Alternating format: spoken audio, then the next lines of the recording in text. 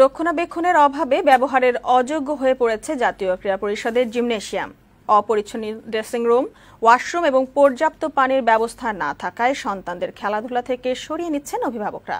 এসব সমস্যার কথা স্বীকার করে এর দ্রুত সমাধানের আশ্বাস দিলেন জাতীয় ক্রীড়া মন্ত্রণালয়ের সচিব। শরীফুল আলম সরকারের রিপোর্ট।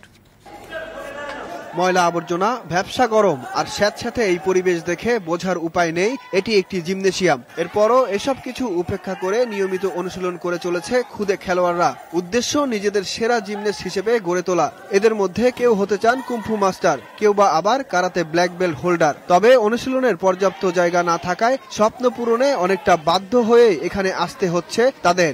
আমরা খুব গরমে ঘামাই যাই, তারপর আমাদের খুব কষ্ট হয়।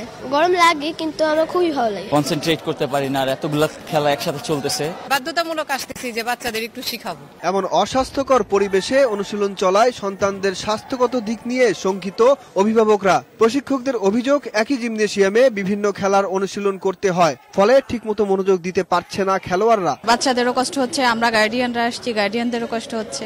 এখন প্রত্যেকটা গেমের যদি একটা ইনডোর করে দিত তাহলে আরো ভালো হতো।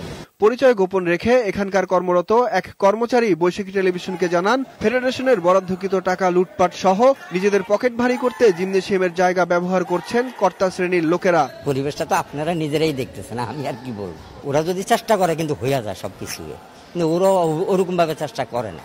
তবে এই অভিযোগের বিষয়ে ফেডারেশনের কর্তারা ক্যামেরার সামনে আসতে রাজি হননি। যুব ও ক্রীড়া মন্ত্রণালয়ের সচিব জানালেন, ভবনটি ভেঙে প্রতিটি খেলার জন্য এখানেই তৈরি করা হবে ভিন্ন ভিন্ন গ্রাউন্ড, নিশ্চিত করা হবে আধুনিক সুযোগ সুবিধা।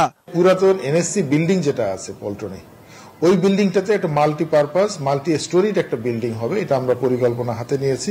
একই সাথে অনিয়মের বিরুদ্ধে অভিযোগও খতিয়ে দেখার আশ্বাস দেন সচিব। বিষয়টি আমাদের নজরে আছে। শরীফুল আলম সরকার, বৈশাখী সংবাদ, ঢাকা।